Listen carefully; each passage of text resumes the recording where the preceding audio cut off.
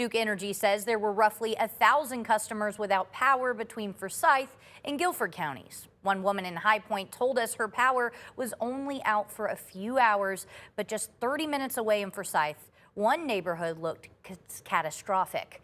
Two residents spoke with us. Jane Hefner declined to speak on camera, but said a power line surge happened this morning, burning her meter box and her breaker. She says it's about a $12,000 in damage estimated, and her neighbor across the street had a tree come down on the line that sparked the surge. He did speak with us.